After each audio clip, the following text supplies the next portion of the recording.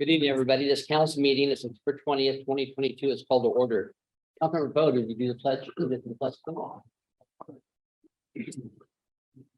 Pledge allegiance to the flag of the United States of America, to the republic one nation under God,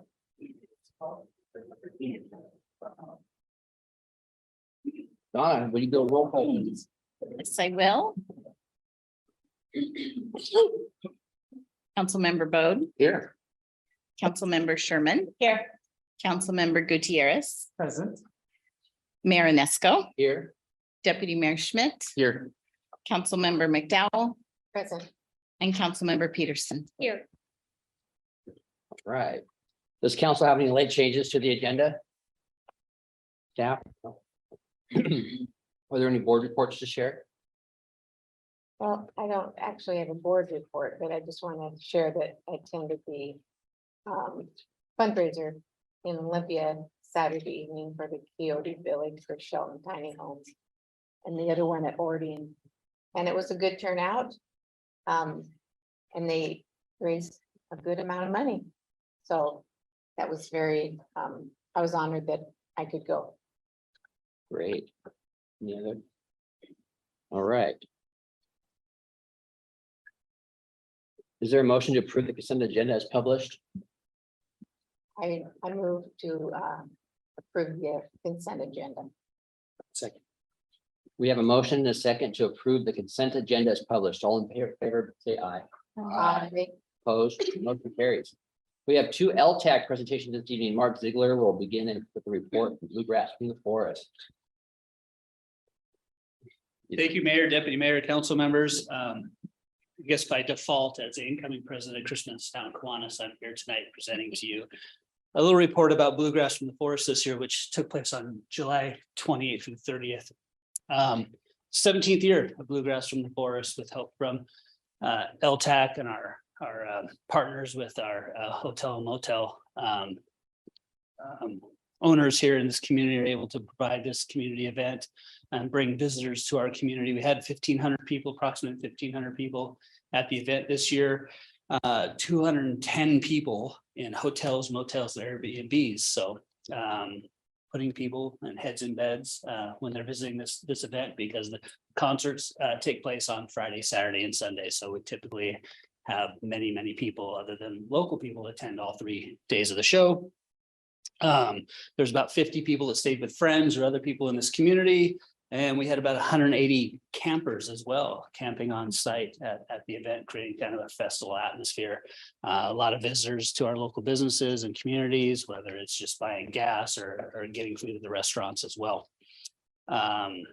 There's 101 visitors from outside the state of Washington. Some of the states we had visitors from were Oregon, Arizona, California, Idaho, South Dakota, Colorado, Maine, even somebody from Puerto Rico. And that might have been a little bit of a coincidence, but we'll take them, right? We have bluegrass, right? We have bluegrass aficionados from and fans from Puerto Rico.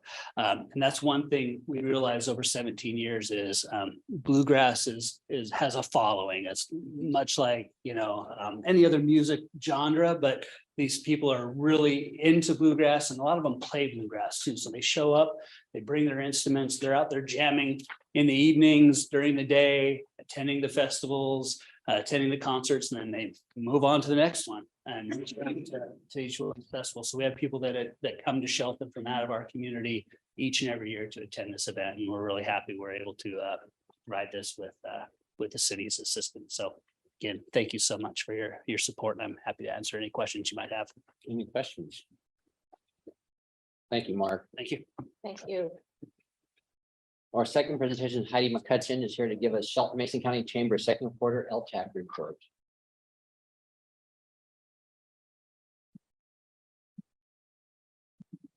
Good afternoon, evening, Mr. Mayor, Deputy Mayor, councilors. On behalf of the Shelton Mason County Chamber of Commerce, I'm pleased to give you this second quarter visitor information services update.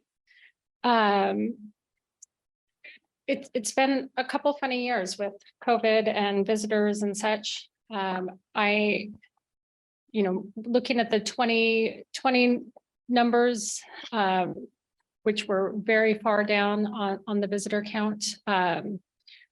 What I'm proud to tell you that the visitors we've served in second quarter have doubled what the visitors were served in 2019. So we're far and beyond past where we have been in the past. Phone calls increased over the 2021 counts and have also been an upward trend. And then memorabilia as well. Sweatshirts, tchotchkes, stickers and such are now available as well. So nearly 500 retail items were sold in second quarter of 2022.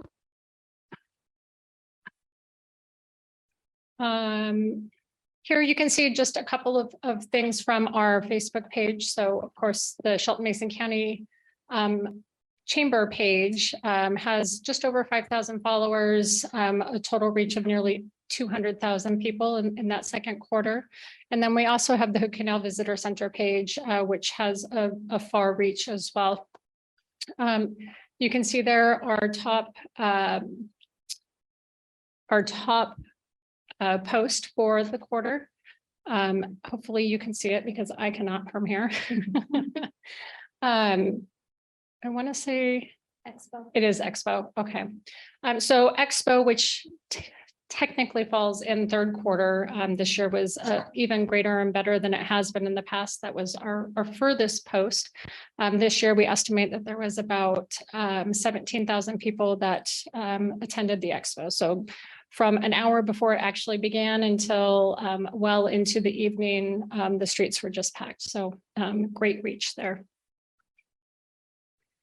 Continuing to look at Facebook, we run a couple of group pages. So we run Eat Local Mason County, has about 4,500 members. There were 794 posts that support local eateries around Mason County during the second quarter.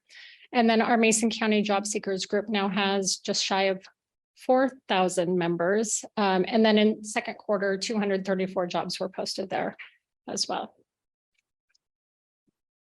Looking at our Google landing page, we have 3 different pages that are on Google Business. So the Chamber proper, the Shelton Caboose Visitor Information Center, and then the Hood Sport Visitor Information Center. You can see there that our top 3 queries, Attraction, Visitor Center, and Caboose, as it is a visitor landmark in and of itself. And then from there, you can also see what searches brought those up. And that is all that I have for you for second quarter. Do you have any questions? Any questions? No? Thank you, Heidi. Thank you. All right, the first business item is a resolution. I'm sorry. General public comment. At this time, members of the public are invited to make public comment on any topic that is not listed on the agenda. As a reminder, outbursts from the audience are prohibited. Donna, do we have anybody interested in making public comment? We do, Mr. Mayor. First up is Dean Jewett. Good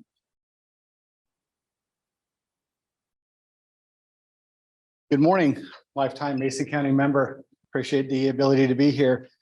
I want to start out a little bit different. And Jeff, I want to thank you for the information and what you did in the clock tower. If you knew about that, thank you very much. The clock tower had some pretty good vandalism done to it. It smelled pretty bad. Before myself and a group of individuals could go down there tomorrow and clean it up. Obviously Jeff and the city led the charge. So thank you. I appreciate it. And a lot of other people do as well. Kind of want to hit on maybe a little bit of kind of what like Mark was hitting on. I would love to see Shelton become a destination instead of just some place to drive through. So how do we do that? Well, things like that. Bluegrass in the forest, all those type of things. It also is setting the culture of your town, walkability. How can we, entice people to come here? What do we do? People like to see a nice, good, clean, welcoming town. So that means we all have to work together. And there's a lot of us that don't agree on how we do that, but we all are here and all of you guys take time out of your day to be here. So I appreciate it. Some of the things that I would like to see, and it's not going to be new things. We need to pass and enforce a no lay lie, and an enforcement zone. and we've talked about this downtown and uptown. It leads to an increased walkability. It's clean. We don't have the defecation and urination that we have to deal with on a daily basis. And it does work in other municipalities and it's proven. So we need to get some information out to everybody so that we can have some conversations on that. I would also like to see and pass a shopping cart ordinance, like Federal Way and some of other bigger cities have up in Seattle. Now, I don't believe that the stores that have shopping carts should, have to pay for getting their shopping cart out of jail. But if they choose to be a victimless crime or a victimless, they're basically, they don't want to prosecute for having somebody either shoplift or remove a shopping cart. If they don't want to, then they need to have a solid recovery policy and procedure in place. And then they can opt out of that. Federal Way has a shopping cart jail and you have to pay to get your shopping cart out of jail or it gets destroyed and you still get the bill for that as well. Those are used to transport garbage and everything around. I've kind of stopped collecting them because I'm tired of doing everybody else's job to have these things all over town. I would also like to see some enforcement of our park hours, not just Neyland Park. I would like to see our sprinklers turned back on so that we can have green grass. And I would like to see a little bit of cleanup done downtown, whether that has to be with Public Works or whether that can be a volunteer group. Thank you. Thank you, Dean. Next is Jackie Jewett. Good evening. My name is Jackie Jewett. I live in Shelton. So I want to just remind everybody who watches online or, live or watches it later, that we do have a community forum coming up on October 11th at 6 o'clock in this very building. And so we would love to see this place packed. Whether you have concerns about the same concerns we have, or whether you have different concerns, whether you have celebrations that you want to share. I think it's really important that the community is here. So I've asked this question before, so I want to know, what is the plan for getting the information out? So are we using Facebook? Are we printing flyers? Are we using Shelton Talks? Are we using the Journal? Are we using iFiber? Maybe we're using something else. But I can tell you, there are many, many business owners that are willing to have these flyers at their businesses and hand them out to their everyday customers so that the word is out. So the city, of course, we would ask that you provide the flyers, but distributing them would be free of charge for, us community members that are willing to do that. So that might be an option. I also propose that we have more community forums than what we do. We need to stay informed. We're a family.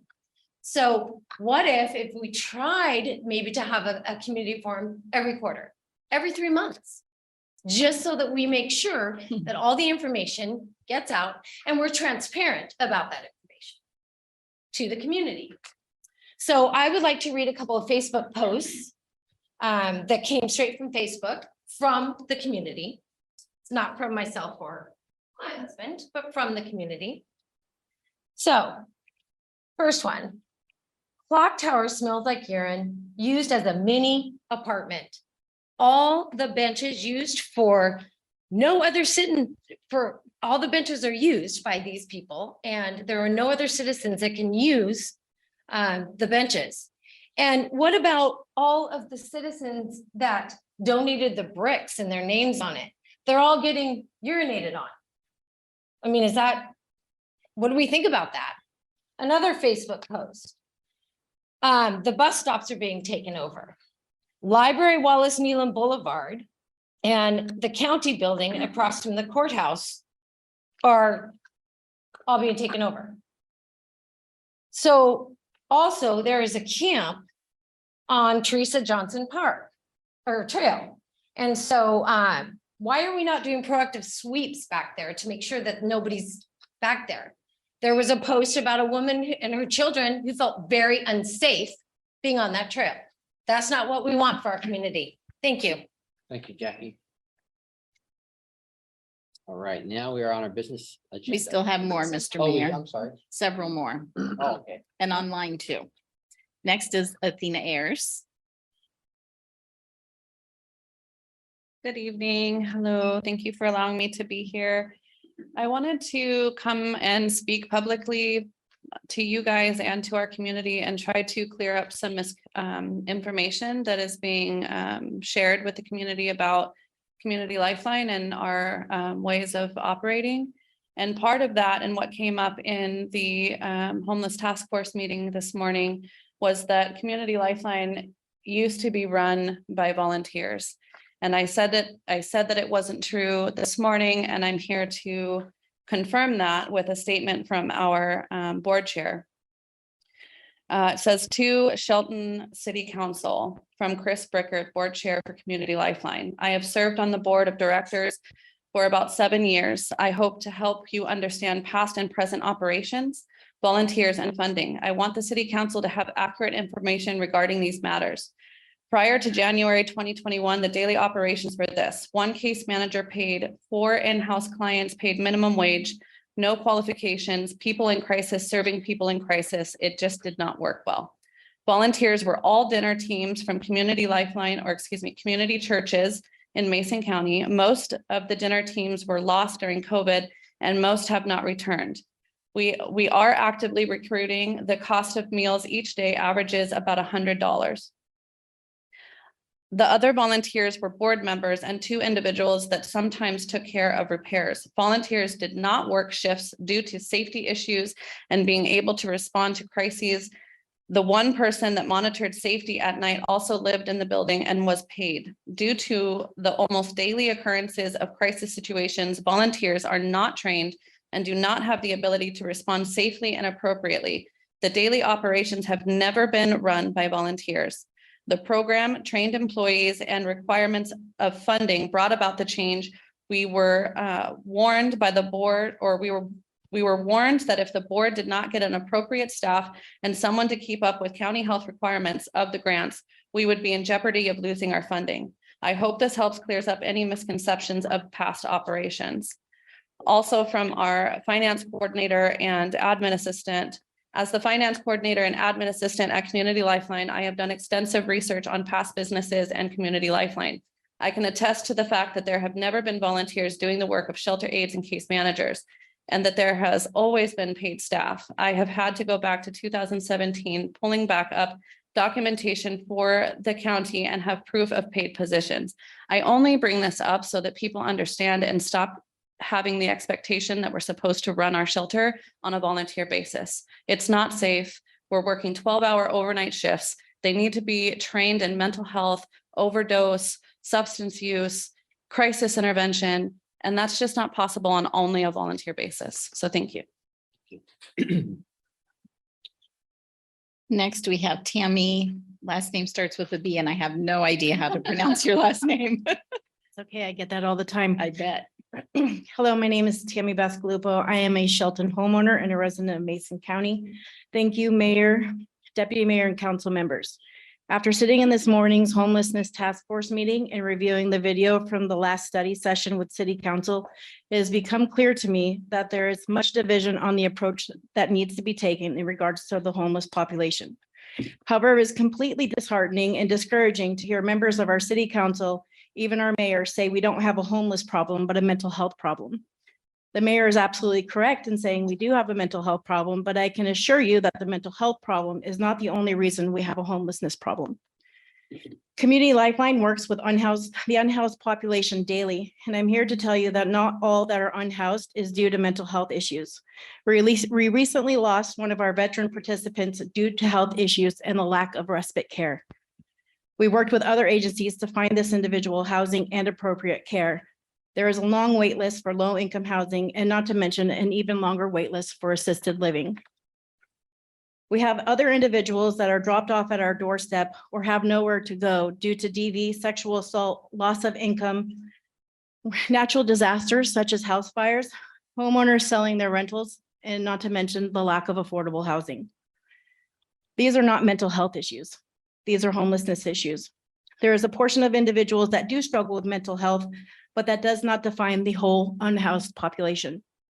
For the record, Community Lifeline already provides homeless outreach, oftentimes alongside with a navigator, Jamie Ellerton from Public Health, as well as working closely with law enforcement.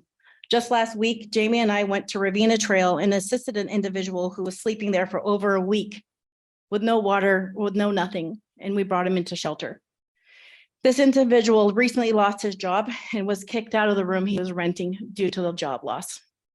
Last night, law enforcement brought an individual to our shelter whom they rescued from Mount Eleanor at 2:30 in the morning.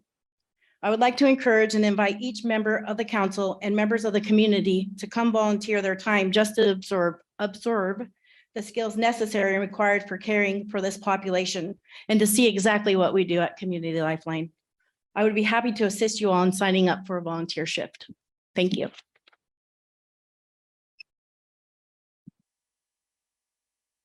And our last in-person comment is from Randy Lewis.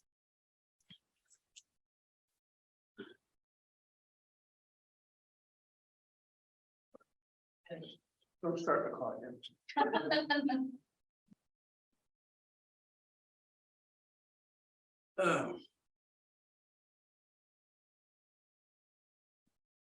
Okay, now you can start. I'm here tonight to praise Caesar, not to bury him. I happen to be treasurer of the Shelton Centennial Lions Club. Mayor Onisco, Councilmember McDowell are also on the board of that club. I'm going to talk about something that I'm sure you'll be talking about quite a bit the next few days. And that's the parking lot, and you're going to install a basketball court on the one half of the parking lot. Also want to praise Mark Ziegler, worked with him a little bit. He let me buy square backboards instead of those awful fly things that you see around. But the Shelton Centennial Lions Club did a fundraiser. And this was Kathy McDowell's idea in the first place. So she deserves kudos along with Mark and his staff. We raised funds to fund all the basketball equipments. We purchased basketballs that the policemen can use when they come out and play with the kids. That also have logos of the Shelton Police Department and our Lions Club. So I just wanted to mention that and give kudos to the people that are involved, and a lot of talk about that coming up. I'm sure next 40 days, I guess, is the number right now. So thank you. Thank you. Oh, wait, I got a minute and a half.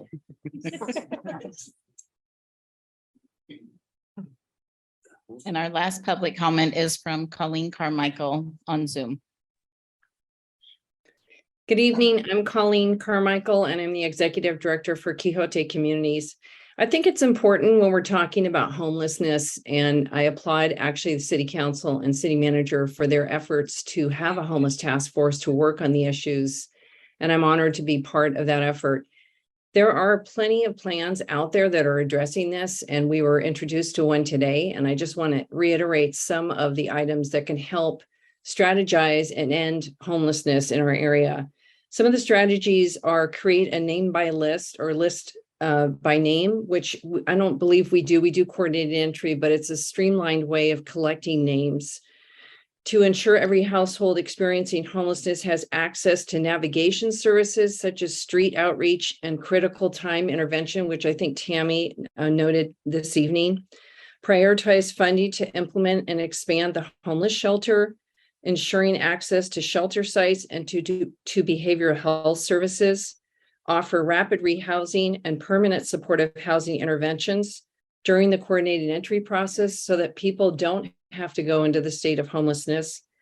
Size of the homeless outreach system to engage all people who are unsheltered. We have the statistical information for that, so we should be able to accurately assess how many outreach workers we need.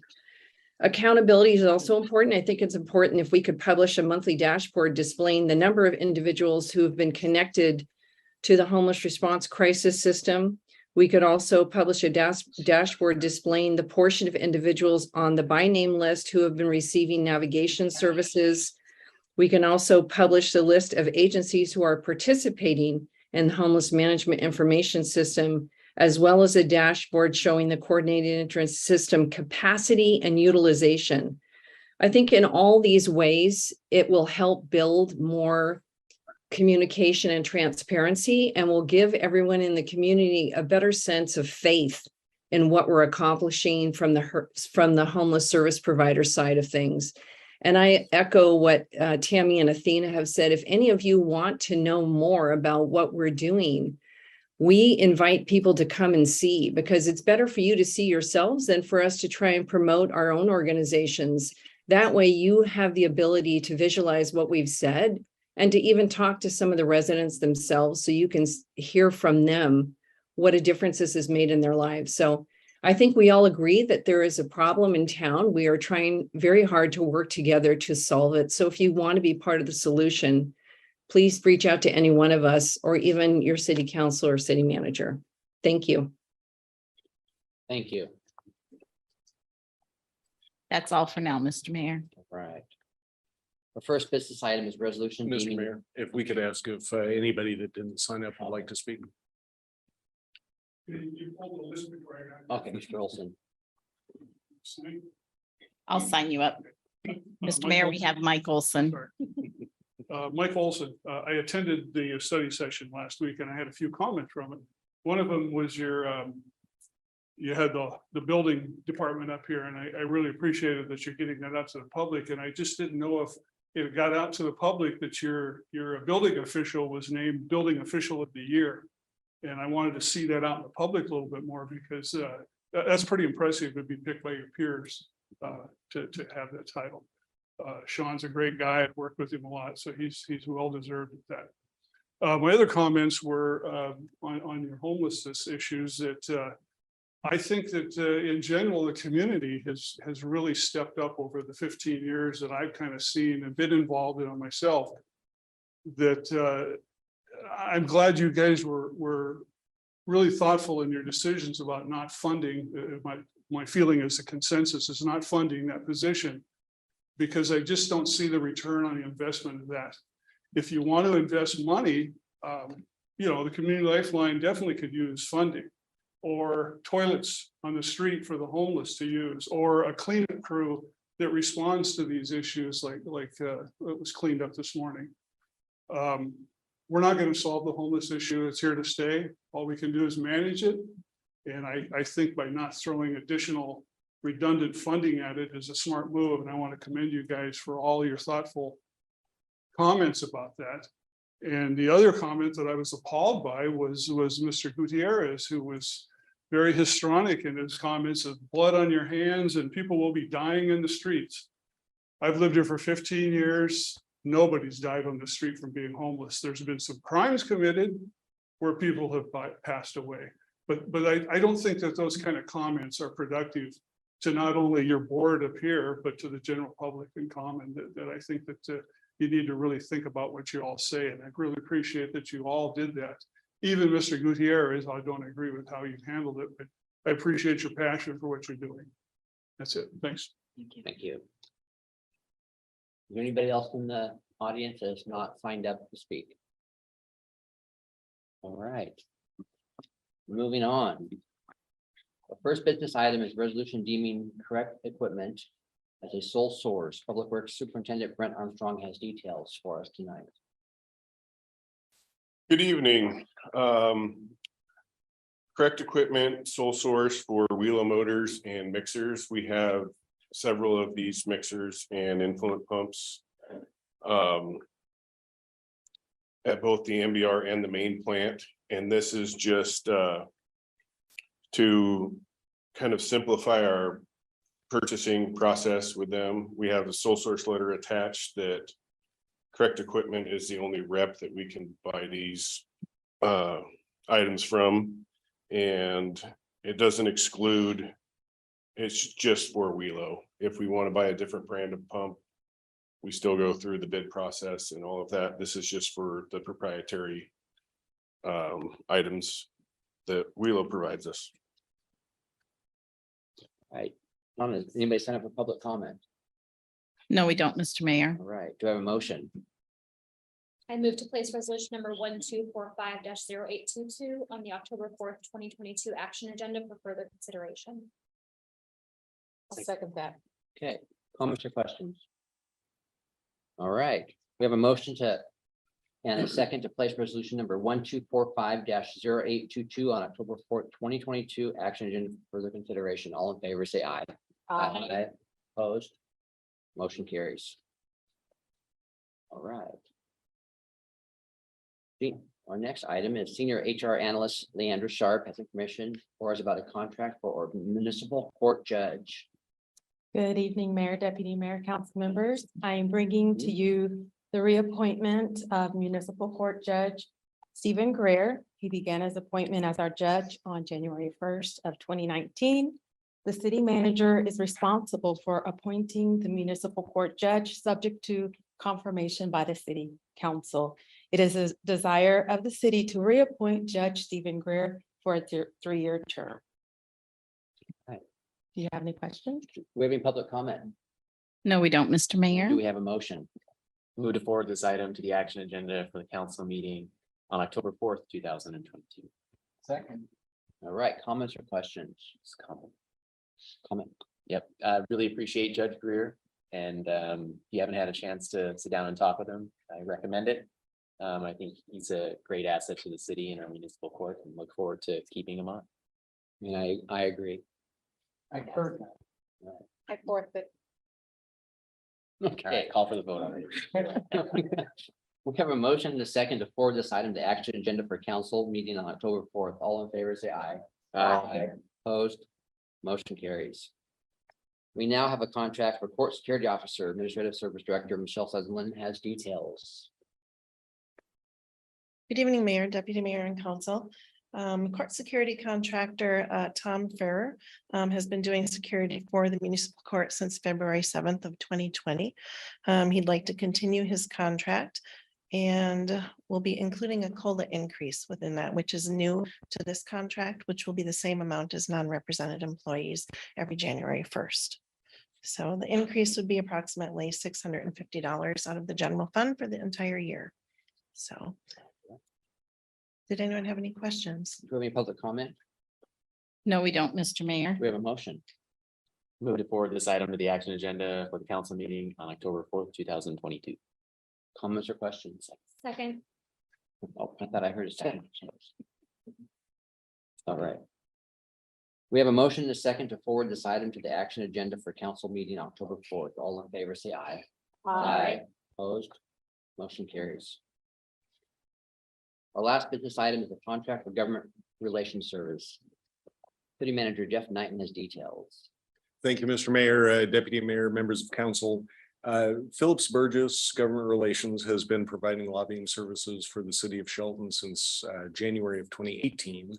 And in that time, Troy Nichols, who is our primary lobbyist, works with Phillips Burgess. It has been incredibly successful in negotiating several very complex agreements with the latecomers agreement through 2 different sessions of the legislature to get that addressed for the city, along with various capital projects that are noted in the staff report, including the downtown connector and the well 1 water main project and the parking lot that was mentioned a little bit earlier this evening and that I'll talk about as well toward the end. Civic Center parking lot. Through looking at the comparables, just wanted to note a couple of things. One, the retainer that Phillips Burgess had initially was very low. And during the pandemic, about 2 days after those emergency orders came across, Troy called me personally and said, hey, if this is something that you need to get rid of, I'm still more than happy to provide services to the city. We did cut the retainer in half during that period of financial uncertainty. But I wanted to point out a couple of different cities. One, city of Port Orchard, which is slightly larger than us at about 14,000 people, pays about $4,000 a month. The city of Kelso, which is about 12,700, pays a little over $3,000 a month. City of Sumner, which is right at about our size at about 10,600, pays 5,000 a month. So with this increase, he is still on the lower end of the scale, representing cities that are similar in size to us. And as you've all seen, has been incredibly successful and a great partner with the city. So with that, I would be happy to answer any questions if you have any. Any public comment, Donna? No, Mr. Mayor. All right, do we have a motion? I move to forward this item to the action agenda on October 4th, 2022. Second, comments or questions? So Joe. Joe. I think Troy is an absolute asset to the city of Shelton. Absolutely. All right. We have a motion and a second to forward this item to the action agenda October 4th, 2022. All in favor, say aye. Aye. Aye. Opposed, motion carries. There are no action items this evening. Jeff, so give us the city manager report, please. Thank you. Speaking of the parking lot, the construction work starts on the Civic Center parking lot next Monday at 11 o'clock. Well, it'll start earlier than that, but we do have an event at 11 a.m. Actual digging out of all the dirt doesn't start until October 11th, but the work's getting started. Hopefully will be completed by the beginning of November. That would be great. Hold off on the rain, please. And a big part of that project is the use of pervious pavers, which is part of the downtown visioning project, which is a little almost 7 years in the making, that identified that area as part of a green loop. And we want to make sure that people are aware that if they volunteer their time and their effort to try to identify places where we can make the city a better place, it may take several years, but we will get started on that project for sure. Did want to call out specifically the senior center for their volunteer activities. They clean up trash in our downtown about once a quarter, and it's always great when they do. We were glad to get some pictures this time, and it looked like they were enjoying themselves picking up garbage, but that's a great asset to the city, and we really appreciate people that volunteer their time to help make Shelton a better place. Coffee with a Cop with Chief Beeson and several members of the police department next Tuesday on the 27th at Uraco, right down the street, from 9 a.m. to 11 a.m. So there's an opportunity there to speak with members of our police department. And lastly, well, not lastly, second to last is there will be a guest column written by our communications specialist and edited by me for the Shelton Mason County Journal, and that'll come out on Thursday. And looking ahead, our next presentation at a study session on September 27th, so a week from today, will be on the 2023 budget. We do expect to be able to hit all the timelines that we outlined to begin with. Earlier in the year when you all saw the budget calendar or the draft budget calendar at that time. And then on your meeting on October 4th, I believe we have the SMPD agenda. So we'll start a little bit early that evening, a few minutes early for the Municipal Parks District. On your regular meeting, we will have the preliminary budget. So your public hearing on the 2023 preliminary budget will take place that evening, along with Ltac grant recommendations for 2023. And then on action, you'll hear all the items that you heard this evening. And if there are any changes, we'll make sure to highlight those for you. And that's all I have. I'm happy to answer any questions. Questions or comments for Jeff? Does the council have any new items for discussion? Yes. Saturday, I just want to recognize the police department and our public works department. Last Saturday, they came out and supported an event between the Shelton YMCA and the South Mason County Soccer Club, a Touch a Truck event where they brought out heavy equipment, a bunch of different things for kids to kind of climb around on and play with and get an understanding of what a career path may look like working in one of those fields. It was just great to see the turnout. It was much better than anticipated, and thankful that the city participated in that. It was very well received, and they're looking forward to doing that again next year. So just want to say thanks for that. Great. Any other items? All right, this meeting is adjourned at 6:39 PM. Hey, Jeff.